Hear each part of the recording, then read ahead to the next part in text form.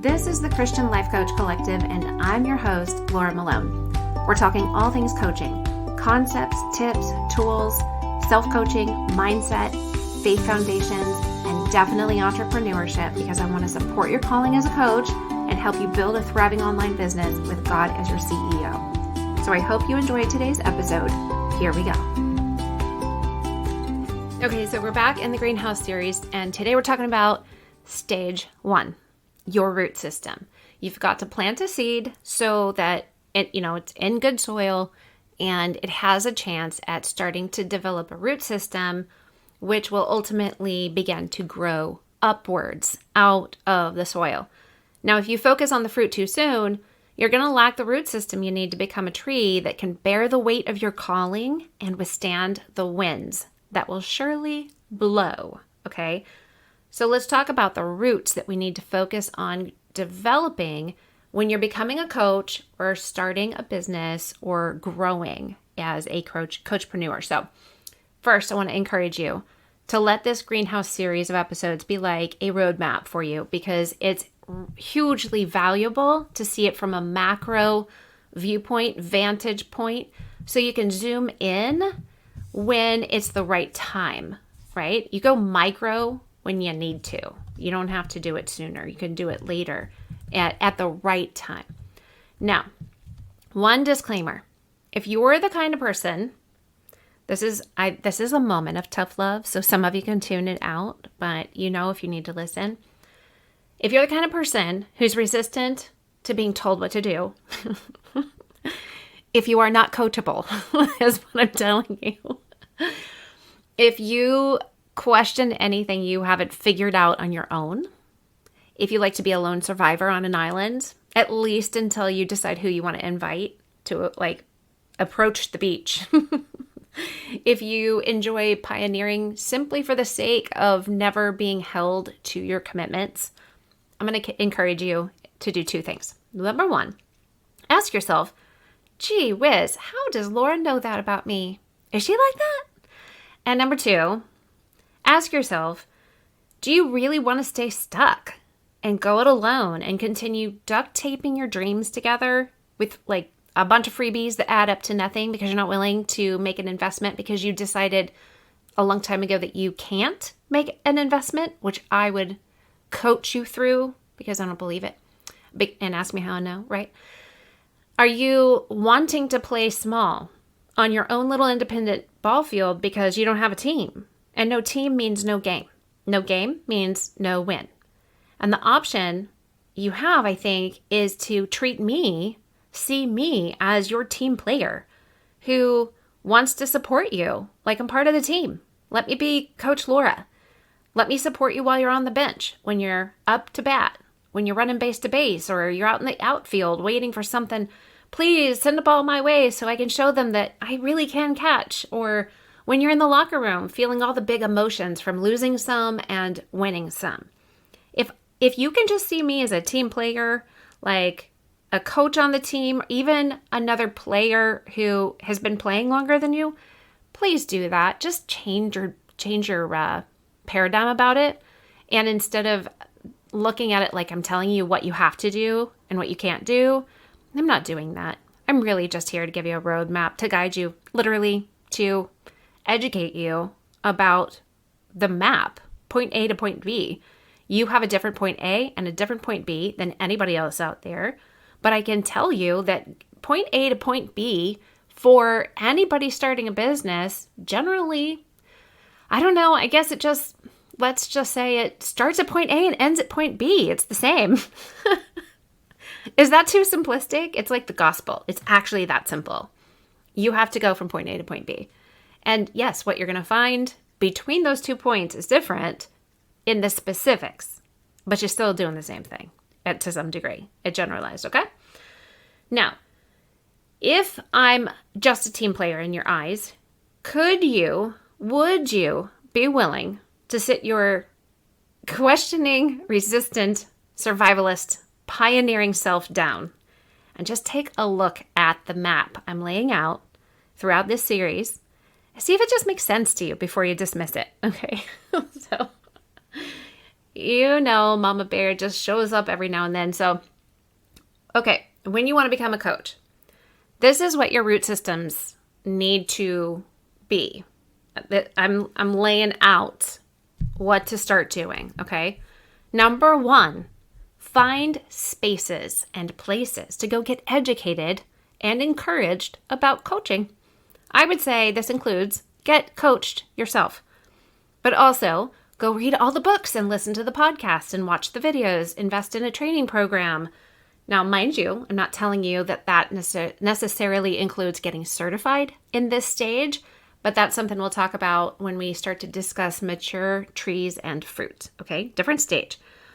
That doesn't mean you can't, but I'm just telling you, it's not a focus that you must have right now in order to grow and be successful and get good results. Now, why is education a root you need? Well, because if you don't really know anything about coaching and the opportunities of it, the industry, the ways it can be done, the value it can offer, the transformation, the way you could choose to show up as a coach, and also the ways that you can help or hinder the reputation of the coaching industry, etc., then how will you know you want to be a coach? How are you going to believe in the value of it? How are you going to walk it out with excellence? And how will you ever produce good fruit? Educational is a foundational root. Otherwise, I wouldn't really have this podcast. Number 2, research yourself. Yes, research and development on subject you. Gain awareness about your own life, your skills, your stories, and your successes. I have a free downloadable workbook for this. It's actually called Digging for Gold. I created it because a lot of my clients really struggle to identify the gold that's already inside of them. Kind of think like, oh, I've got to go find gold. I need to go copy gold. I need to go make gold. And I'm telling you, God's already equipped you for everything that you need to do what he called you to. So let's go find the gold that's already there, because it's covered up by rocks and mud. It's, the world has splashed mud on it. The enemy has come and written on it, terrible things in magic marker. You have tried to cover it up, but it is there. You just got to go dig in for it, okay? With open-mindedness. But there are so many voices out there telling you to come up, with a niche that will make you the most money. All of these different things. But I want to help people really figure out what and who they're really called to. So the Digging for Gold workbook is actually about discovering your core message. That it's just it's a series of questions it's a treasure hunt for you to go find out what is inside of you and develop that into a core message. And then you take that info and turn your core message into a solution for problems that you're called to bring hope to. And then you just have to figure out who those people are that have that problem. It's actually a really simple formula. So why is self-awareness about you a root? Because by digging for what's already inside of you and polishing it, you're actually going to show up authentically and use the original design of you to share the character and nature of your father to the world around you through your coaching and through your business. So your skills, stories, and successes actually reveal a life that God knows everything about, wants to use, and it can bring healing and hope to others through your coaching business. So grab the Digging for Gold workbook link in the show notes, or you can go to sterlingandstonementoring.com. It's on the front page there. Dig in, really, and then start polishing what's already shining. It's going to point to your niche in coaching. It's going to point to your ideal audience, your ideal client. It's going to point that direction. And yeah, you're not going to know completely 100% for sure until you actually working with those people and you are super dialed in. That is a long time from now. I'm not saying months. I'm going to tell you, I'm still dialing it in. I think it's an ever evolving process. And then whatever you add to your knowledge, your experience, and your growth is going to help you even more dial in who you're working with, and that very specific. But you start out more general. because you're taking imperfect action. It's absolutely necessary. So your niche in coaching is where your coaching solution meets the problem you can solve with that, and then the people who have the problem who need your guidance, okay? Number 3, you have to go after clarity. Become intentional, develop a habit of mindfulness, and get focused on the right thing and the right time. So remember, there is a world full of coaches and coaching styles and coaching offers and coaching niches and coaching businesses and coaching clients. You do not have to pigeonhole yourself because you think that the first thing you come across is the end all. It's the power of the first mention. If I am the first person you've ever heard talk about life coaching, then I'm influencing everything you believe about life coaching. You don't even notice it, but I am the first person who ever mentioned it to you, so you're hugely influenced by what I say about it.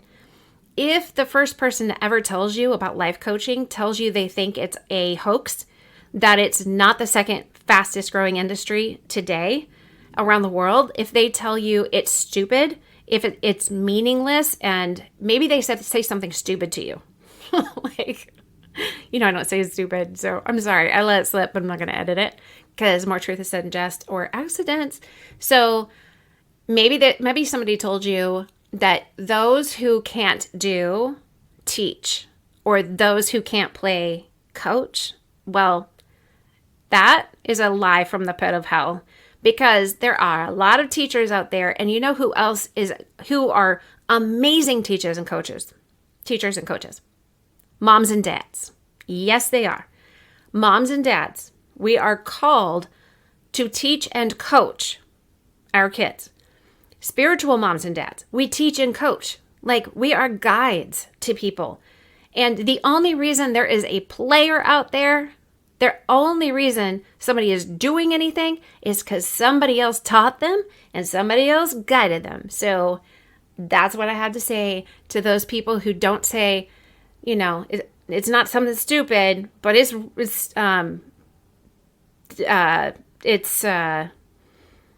neglectful. I really hate calling people stupid. People are not stupid, but maybe some things that they say is stupid. Ignorant. I think that's the right word. Ignorant. It means you just don't know any better, right? Okay, there we go. Foolishness. Okay, I'm obviously digressing. We're on number 3. I'm going to tell you to go keep exploring and get curious and become a lifelong learner in the area of your passion. And if you think, like, why are clarity, intention, mindfulness, and focus roots that you really need? Well, because it's easy to find one thing that somebody else does and try to copy it. It's easy to fall into traps of somebody else's way that you had decide is supposed to be your way. It's easy to get stuck thinking you have to go do a ton of things that you don't need to do yet. It's super easy to drive yourself into doing things just to be doing something and spinning your wheels in the mud. You need clarity, intention, mindfulness, and focus so you can grow strong now and withstand the storm later. So make sure that Called to Coach webinar is on your calendar. It's free, September 6th at 1 p.m. Eastern Time. It's in the show notes, or go to sterlingandstonementoring.com/Called to Coach webinar so you can hang out with me and a bunch of other people who want to know how to become coachpreneurs, okay? Number 4, telling people about the desire and the dream you have to coach. Talk about it with anybody who will listen. It is okay to bore them. That's okay. You're processing. All of your people, they process all their stuff. Everybody processes their dreams and desires with you, especially because you're called to coach. They find you and they want to talk to you. They want to debrief. They want to share everything. Well, it's your turn. I say go do it. Talk about it with anybody who will listen. Talk about it to people who won't listen. You got a baby, you got a dog, doesn't matter. Talk to them. You're going to find out a lot about what you think by talking it out. Record yourself. Journal it. Anything that you have to do. Go find Facebook groups of coaches. Glean from them. Have like-directed conversations with people who are not sick of hearing you talk about it at the dinner table. Tell all the people you're becoming a coach. Tell the mirror you're becoming a coach. And it doesn't mean that you have to be like in a training or with clients all of the time to be like, say, becoming a coach. You just have to set your intention on becoming one, because that immediately puts you in position to become one, right? So why is your desire and dream a root you need? Well, because a hope deferred makes the heart sick. That's what it says in Proverbs 13:12. Hope deferred makes the heart sick, but a dream fulfilled, listen, is a tree of life. Look at that. A dream fulfilled becomes a tree, and not just any tree, a tree of life. And I bet that tree was sown in a greenhouse. You knew I was going to say that. So please just start saying it out loud and talking to Jesus about it. Journal, document, dream about it. Nurture the dream, nourish your hope, educate yourself, encourage yourself. Tell yourself this is possible. Tell yourself, remind yourself, let you hear my voice. Coach Laura is saying in your voice, in my voice in your head, what is in your heart is available to you. You are called to this. Go delight yourself in the Lord, and He's going to give you the desires of your heart. But remember that delighting yourself in Him is the first part of that promise. Go do that. He's going to give you the desires of your heart. Lean into Him, right? And number 5, go become faithful to do well with what you have in your hand. Don't bury your talents, and start practicing by taking action. It looks like inviting people to let you practice coaching them. It is truly the best way to build your coaching business. You have to first determine, is coaching right for you? What kind of coach you want to be, who you want to coach, what you want to coach on, what you're able already to coach on, what you need to learn in order to coach on, and ultimately, is this the right journey and calling for you? So, why are faithfulness, practicing, and action taking important roots? Because you really won't know anything about coaching till you do it. If you think about coaching, if you build a website, you create an offer, you attach it to an intake form and a contract and a scheduling link, but you haven't coached anybody, you're not learning about coaching or about who you are as a coach. You can literally only do that through coaching people. Ask me how I know. So go do this on purpose and be intentional about it, because otherwise you have to recognize that your true goals are to be comfortable and do passive things without getting your feet wet, without risking rejection and doing the real work of becoming a coach, which means you have to coach people. If you're not coaching people, then you have a hobby of setting up a business that doesn't make money. And you know I'm mama bearing you when I talk like that, because I love you. I do. And number 6, start praying and give this whole thing to the Lord. Why are prayer and surrender the root that you need? Because I can promise this journey is more amazing than you can imagine when you hire God as your CEO, because He's the best leader, gardener, boss, bookkeeper there could be. So don't waste time here. I'm a hire slow and fire fast kind of girl, but not in this case. Make Him Lord of your life and your business ASAP. And in faith, go put your foot on the gas pedal, because He's a green light God who wants you to walk with Him, not sit at the light waiting for Him to come behind you and push your car into the intersection. Can you hear me honking behind you? That's me. In your soul, you can hear this. It's me. I can see that the light is green, and I understand your concerns, your fears, your worries about stepping on the gas.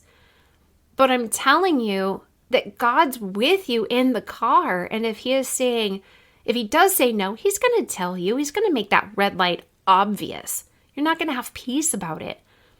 But if you want to just blame the things, on the road, the bumps on the side of the road, the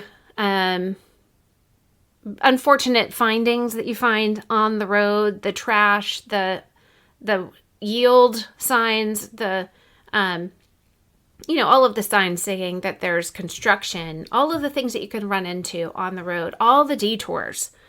If you want to blame them for why you can't go forward, well, I'm just, you're going to end up pulling over, because you're going to call all of those things.